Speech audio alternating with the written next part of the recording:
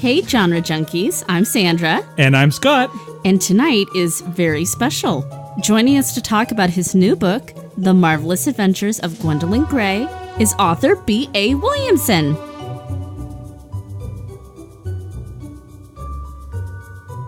Hi, Mr. Williamson, and welcome to Genre Junkies. Well, hello, Genre Junkies. No, okay, I don't really talk like that. So, yeah, I don't actually talk like the narrator in the book. I don't particularly know where that voice comes from, but I think for some reason inside of my head is British. I love it. So I have to know, how long has Gwendolen been living inside of your head? Oh, yeah, like 6 years. Nearly to the day that the book came out. Wow. She kind of sprang out fully formed, and the only real changes I've had to make to her in that time have been to let her grow up a bit. Because it turns out, when you work with a bunch of 12-year-olds and then you write a really authentic 12-year-old, people tend to find them a bit whiny, annoying, and self-centered. And I said, well, yeah, you want accurate or not? Right? Okay, so one thing I wanted to ask you is, throughout the book, you make some references that we love, some subtle and not so subtle, to novels and tropes of genre fiction. So what stories and authors were your greatest inspiration? Sure. And can I just start by saying I listened to your episode, and you guys, I was in tears. It was amazing because you just got it. Everything that I was laying down, you guys were picking up. And that's the most satisfying experience for an author. Like, I did my first book signing recently, and that was great. And people were showing up, and they're all like, oh, can I have your signature? And that's a lot of fun. But that's not what it's about. And hearing people really deep dive in and dissect the work and find everything that I've woven in there was fantastic. And you guys were spot on, except for one crucial point, which we'll probably get to later. But oh my! I can't wait to hear. Yeah, Wrinkle in Time, you guys were dead on. That one actually wasn't as conscious as you might think, but that was definitely a book that made a big impact on me as a kid. And this whole book is, as you can tell, it's a blender full of all of my favorite things and all of my influences. And sometimes the speed on the blender is not terribly high, so there's some chunky bits where you can still see what went in there. The Giver was another one, definitely. Nice. The whole thing was kind of like The Giver meets a steampunk never-ending story. I love it. That makes a lot of sense, actually. Yeah, I remember getting a day of in-school suspension in middle school, and I read the entire never-ending story in one day in a little felted cubicle, and that was quite the experience. But there's a lot of I loved the Phantom Tollbooth, and of course Narnia, Harry Potter, Lord of the Rings. You were spot on with Princess Bride, and then right when I was at that age, I've really tried to capture what it feels like to be at that age. And so I tried to reach back to the things that really affected me, and movies like Hook, and a little more obscure, but The Pagemaster, where I watched those over and over again. And then, more recently in my adult life, Doctor Who, there's tons of Doctor Who in there, as well as Douglas Adams and Terry Pratchett and Catherine Valenti's Fairyland series.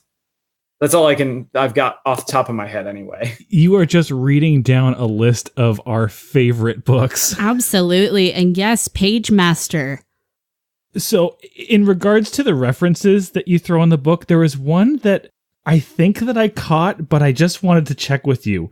The character Wilhelm. Yes. Yes. The Wilhelm Scream. The Wilhelm.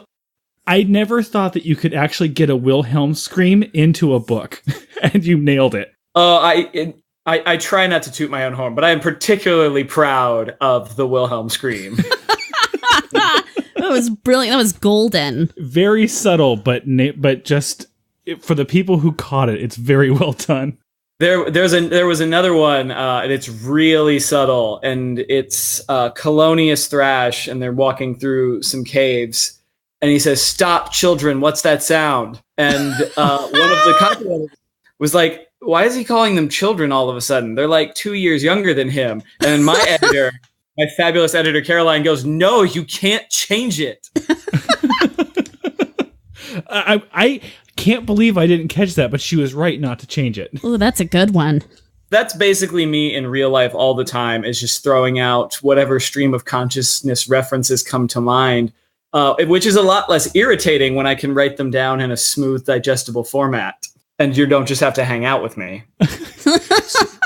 So what's the first story you can remember writing?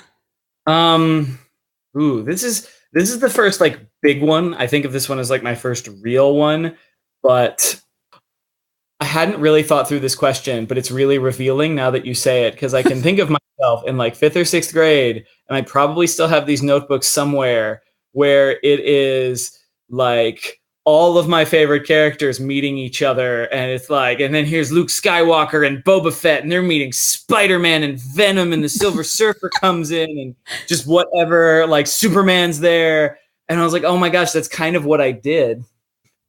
That's brilliant. I love it. I think it's always interesting to hear what kind of stories were bouncing around in people's heads when they were young. Well, I did to work in skydiving ninja pirates, so somehow. Right? So what is your favorite step in the writing process? Ooh, my favorite step. I don't like the outlining and plotting phase, because I feel like I'm just faced with problems, and it's very necessary. This book went through a lot of rewrites because I didn't outline it properly, and I didn't have a professional grasp of structure. And that was all part of that 6 years. A lot of it was learning curve. First drafts are fun in their own way, but there's a lot of fighting against your tendencies to self-edit. So my first drafts are way too long because I try not to censor myself. And so I just throw absolutely anything I can think of in there. It's probably the second draft where I'm going through and I can enjoy what I've written and I'm just making it better, but I'm not yet stressing about word count or polishing it. So I think that second draft is really where you just get to play with the world and you've got good stuff down and you're not terrified by the blank page, but you can still come up with all these, and then this cool thing could also be in there too. And you make these connections and it's a lot of fun.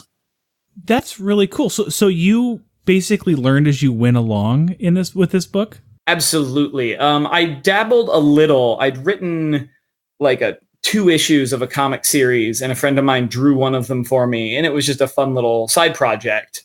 And I wrote, just because I was bored, a play based on Jonathan Colton's music, like Mamma Mia, but for Jonathan Colton, and it was terrible. But that gave me just enough practice that when the idea to write a book entered my head, I didn't immediately reject it because I'd already just had the basic experience of sitting down at a computer for hours over the course of days and actually producing. So, yeah. That's awesome. We love Jonathan Colton too, of course. Yeah, it's kind of like a D&D game where you do your writing and then you come up against an obstacle that you don't know how to get past. And so then you have to go learn and research or go to conferences and level up your skills. And then you have to take skills back to try and get through that obstacle and then just repeat. You're making total sense to us. I appreciate how secretly or not so secretly nerdy you are. Yes, not so secretly. There was the Kafka reference. Yes. I will say, I definitely, the narrator is it's almost a crutch, but not really, because then I can do things like, well, let me just explain to you really quickly why this child can deal with huge earth-shattering concepts like the concept of parallel realities, but we need to deal with this quickly because we have to get on with the chapter, and then we'll just wrap it up in a joke. Yeah, I definitely appreciated how you shone a light on just how adaptable young kids can be. Is that something that you've observed yourself? It really is. There just comes a point in the year where, they get used to my weirdness. And I'm a theater director after school. And so my regular students will see me walking through the hall with like a golf bag full of axes and a pogo stick. And by this point in the year, it's February, and they're just like, yep, same old thing.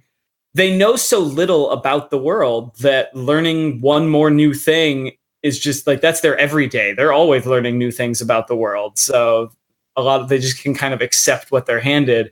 Whereas grown-ups have more concrete beliefs about how they think things work. Yeah. No, that was super cool. That was something I really appreciated. I love well-written young people characters that are just super lovable, like our girl Gwendolen here. So in your acknowledgements, you thank the hashtag 5am Writers Club. Can you talk a little bit more about that community? They're great. There's not like a ton of interaction between us because we spend most of it actually writing, and we try not to spend it all on Twitter, but it gives a feeling of community and accountability. And you just you pull up Twitter and you use the hashtag 5am Writers Club and you say, I'm here, and you make some joke about coffee and you post a GIF, and then you get 5 or 6 likes and you read everyone else's, and you're not the only one crazy enough to wake up that early. And there's other people out there working with you. If you're around enough, people will notice when you're not there. And that gives you a reason to kind of get out of bed and make that first cup of coffee. That's really sweet. That's really neat. Is there any other social media groups or clubs that you're a member of that helped you through the writing process?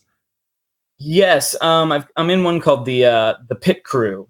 We are a group of people. We did the Pitch Crit contest a while back, and we were just all contestants together, and we all started talking to each other on Twitter, and eventually we formed a Facebook group, which has just become our kind of closed writers group, where we can complain to our heart's content and find beta readers and things like that. And that's about 10 to 12 people, and we'll do some video chats from time to time. You have to have people to talk to about your ideas, or you'll go nuts, or at least I will. I have to share this stuff.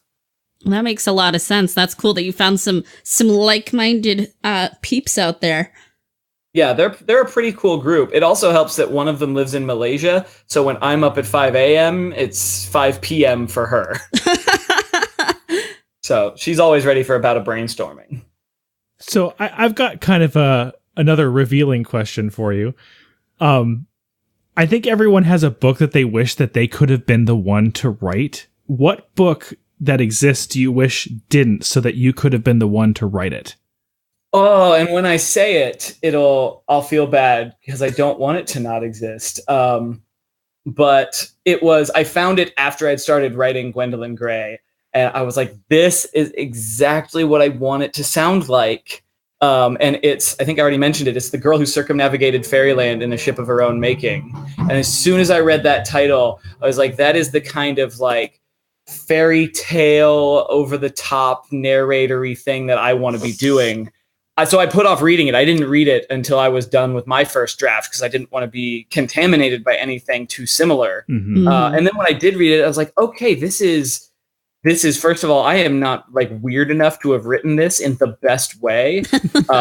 It's so original, and it helped me see it's different than me and my own work. And it's hard to hear your own voice and style.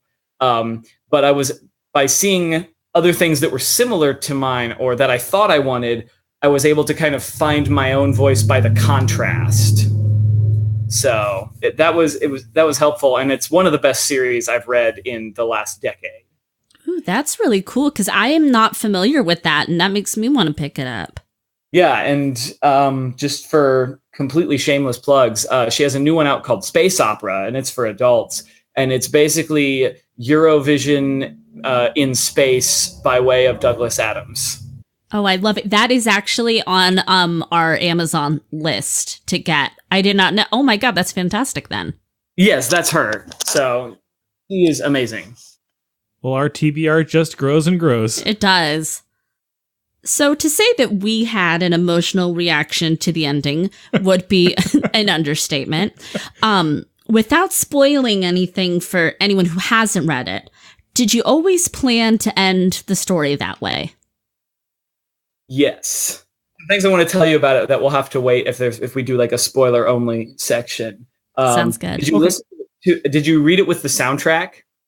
No, I discovered the soundtrack after we had read the book, and we try just kind of like you try to stay clean and not read other books, and we kind of do the same thing when we review books. We avoid any kind of reviews. We avoid the websites. I usually even avoid the dust jackets. So that was really cool, and it makes me want to reread the book, by the way. Oh, absolutely.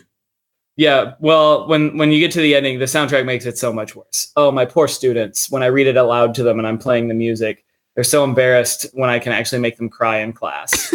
Oh. Yeah, but that was very much the intended ending, all the way from the beginning of the book where you get that very first glimpse of Sparrow and Starling. Perfect. So what are your plans for the future? Can we look forward to seeing any more of Gwendolen? Oh, absolutely. And Yay. I was like screaming at my phone as I was listening, and you were like, "Oh, there's so many like stories out there that I'm not going to get to hear now." And I'm like, "No, you're going to get to hear them. I'm writing them." Oh, yes. Yay. Oh, that's very exciting. I'm very excited to hear that. Yes, I am. I'm currently in the cutting phase of book 2. It's about 115,000 words, and I need it to be under 100,000 if I'm not going to be insane. But it's very much the second half of this story, and I have all sorts of crazy ideas that could just go and go and go. But at least book 1 and book 2 are very much an act 1 and act 2 sort of story. Cool. And yes, you will get to see Sparrow and Starling again. Yay. Oh, yay. Yeah, so I'm really excited. And at the end of the day, the whole thing, book 1 and 2, and however many I end up writing, not that I'm ahead of myself at all. It's about this girl who jumps from world to world and has adventures the same way we do when we read books. And so as long as I can think of like cool places for her to visit and cool things for her to do, I'll have plenty of stuff to go on. So the only real teaser I'll give you about what might be coming is fairies. My God, it's one of my favorite words. I'm in. Sign me up.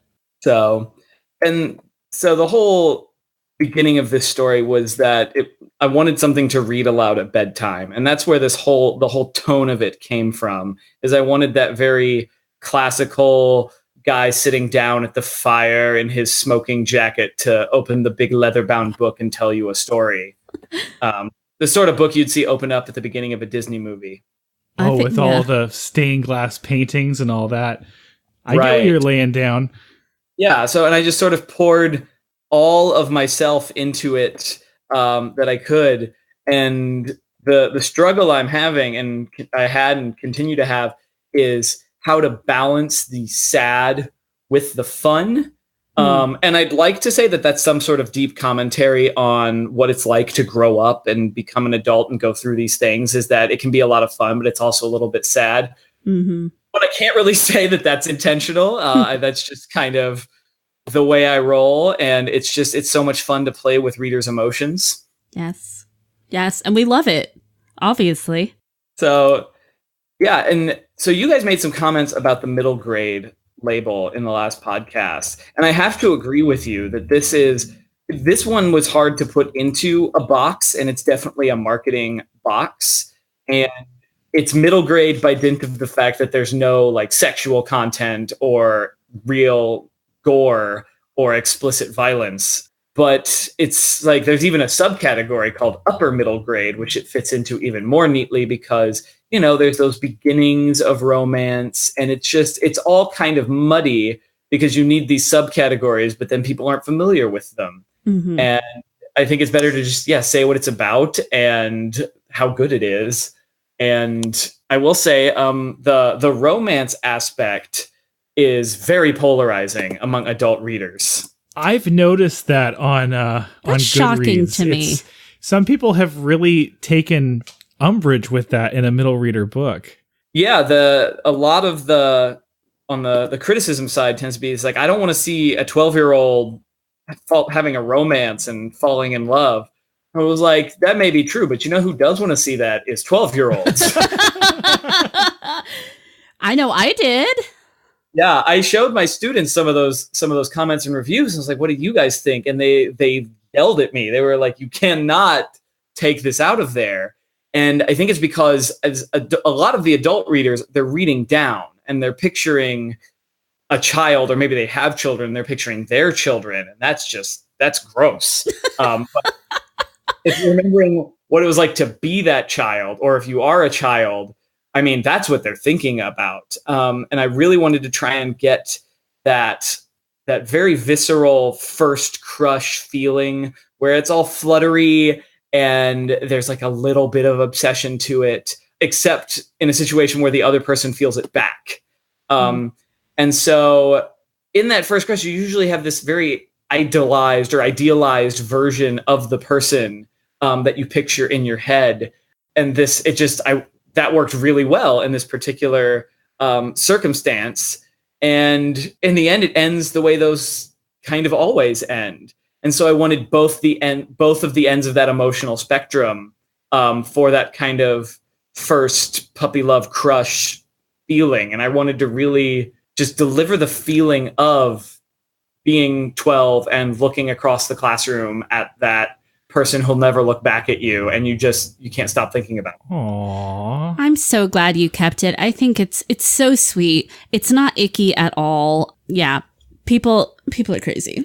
I think people forget what it was like to be 12. Yes, you're not a baby, like you're feeling things. Yeah, the bra snapping incident at school is another one that not many people, but I did have one reviewer say that they stopped there. Like, I am done. Like they're snapping. This is not a book for children. I don't know who let this get across. And I didn't know we sent review copies to the town from Footloose. So that part, Scott and I actually talked about this. It's like, oh my God, even younger than that, so many children snapping one another's bra straps. That is life. That is real life. That happens. So I got to feel proud of myself for being like the edgy, controversial children's book writer. Right? Well, and I think that plays to your favor, quite honestly. I mean, obviously, I think adults would love this book, but when it comes to middle readers, 12-year-olds, 11-year-olds, I think that little bit of edginess kind of is exciting. Yeah. And as the books go on, my plan is that as she gets older, the books grow older with her. Not unlike Harry Potter, though it's incredibly gauche to try to compare myself to them. I believe I did it first, so it's okay. Oh, and I nearly fell over when you did. But they're so well done that they're there for you to like reach to as an example and a model. So yeah, and it makes sense. I guess to go any further down that line, we need to invoke a spoiler warning. Well, I agree. All right, people, consider yourself warned. Enjoying the show? Please like and subscribe on iTunes. You can find us on Twitter and Instagram at Genre Junkies. And don't forget to visit the website, genrejunkies.com.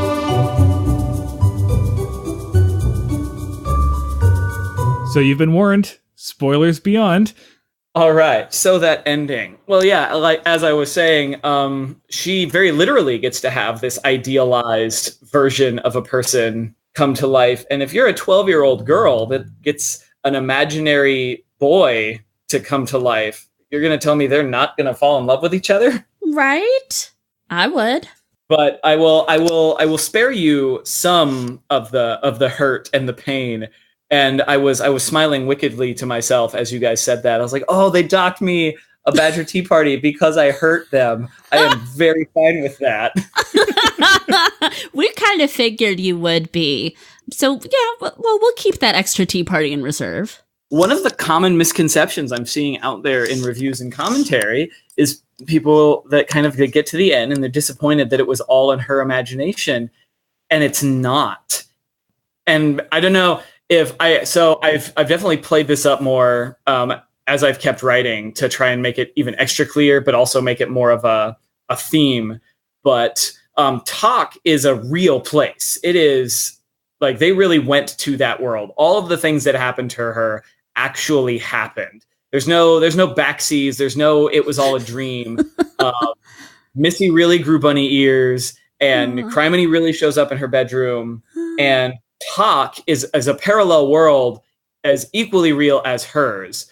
But it is this whole idea of, are they going to a world that's inside of this book, or is this just a book about that world that's somehow been carried over? And I don't really answer that question, but it's definitely a theme there later on about what different characters believe. But all those adventures are real. Like, she didn't create Talk or Colonius Thrash or any of that. She did create Sparrow and Starling. Sparrow, Starling, Criminy, and Missy's rabbit ears, those are her only original creations. Everything that's in Talk was someone else's, or it was already there. So those are all real adventures she's been on, and those people are all still really out there. And just because Sparrow and Starling started out as imaginary, they're not anymore. So they can't come back into her world because she can't bridge that gap. But they're still out there on their own now, doing their own thing. I love it. Oh, I mean, upon a little bit more thought, I did think that, the collector and all of that was a lot for her to create out of the blue. We were very raw when we first recorded the episode. I'm really happy to hear, though, that it's all real. Me too. Yeah, I definitely didn't want it to be like a kind of a cheap cop-out of just, it's all in her head the whole time. Because I hate that. And, that's probably the one thing I would change if I could go back and do some more edits, is that I would emphasize that a little more strongly at the end. I think I have her waking up and she's still wearing the dress, and she says, it wasn't a dream after all. Right. And I think there's a couple little lines like that, but I could have hit that more strongly.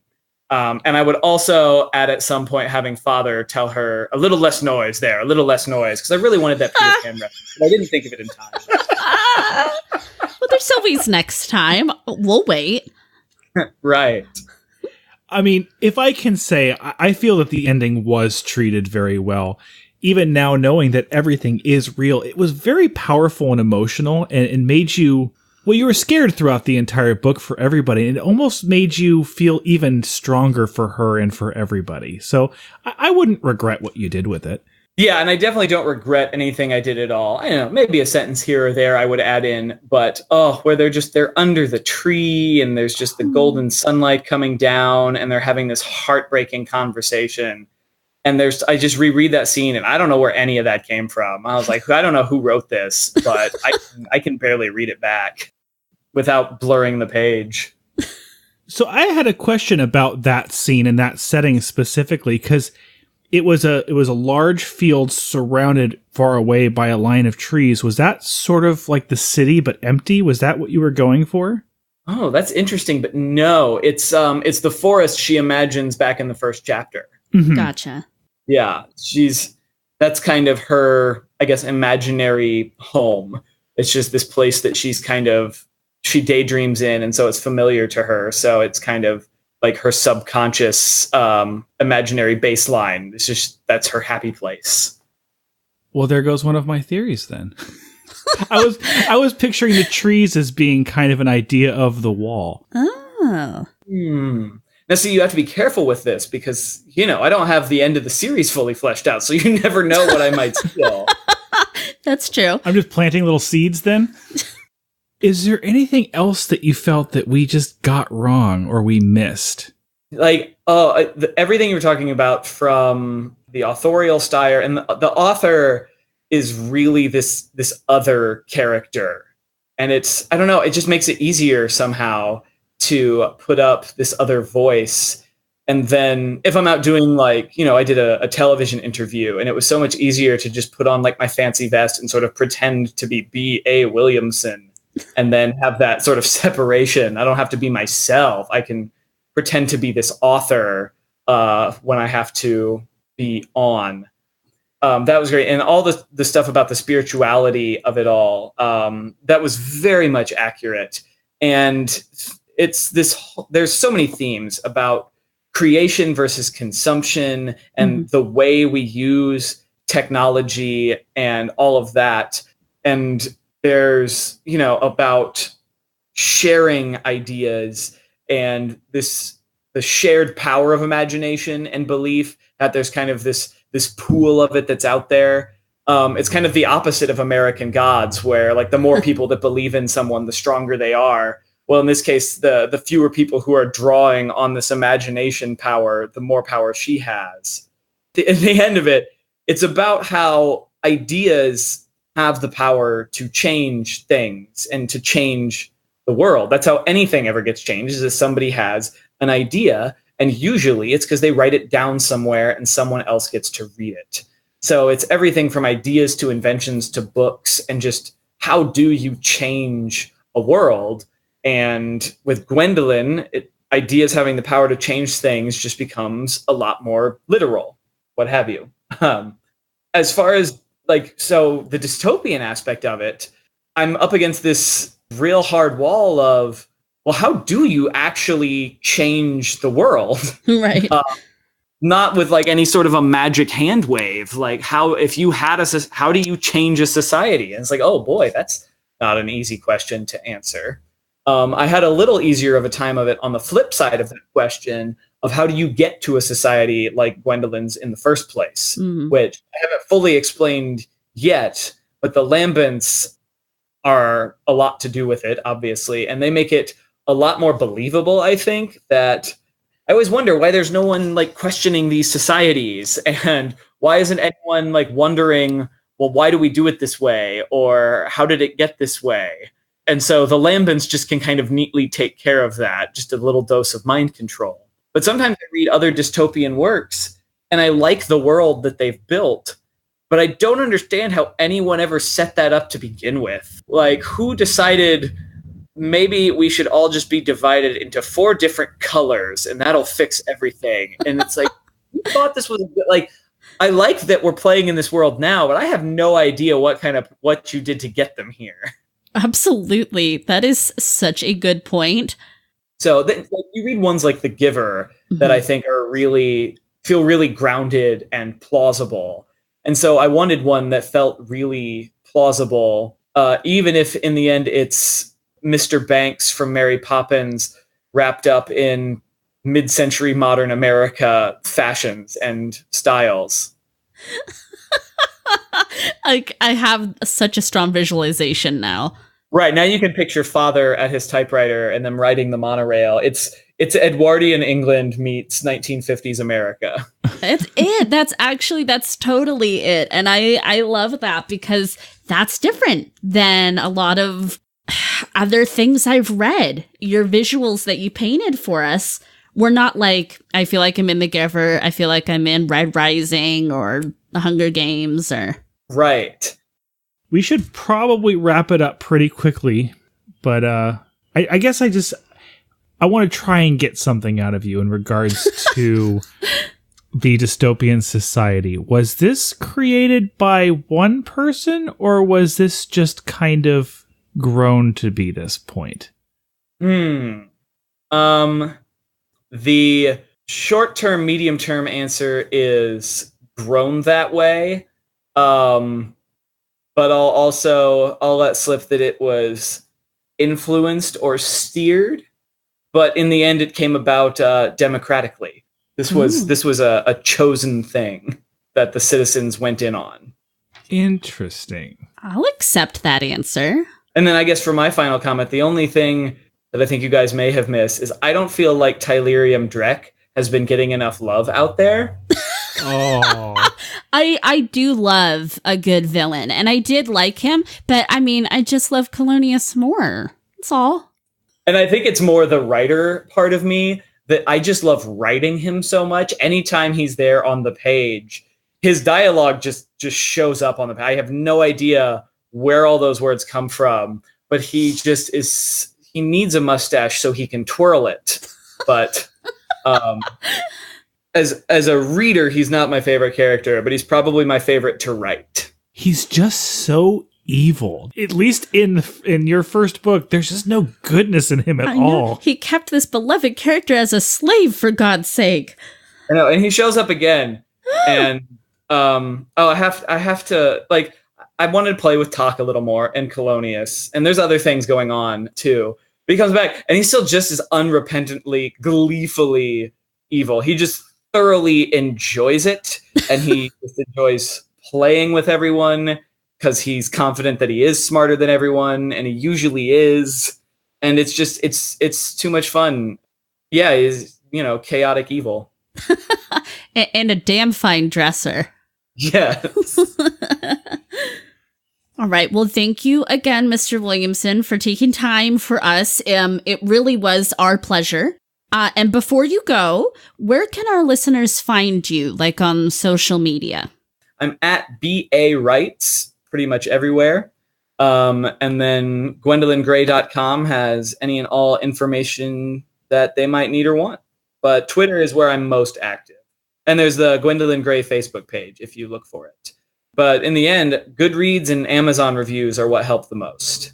Yeah, so please go out and get The Marvelous Adventures of Gwendolyn Gray. We absolutely recommend it on Genre Junkies, and leave those reviews. Mm-hmm. Well, thank you guys so much for having me. This was a blast. Oh, thank you for making time. It was absolutely our pleasure. Yes, thank you. All right, everybody. So have a good evening. And as always, we ask you to keep reading past your bedtimes.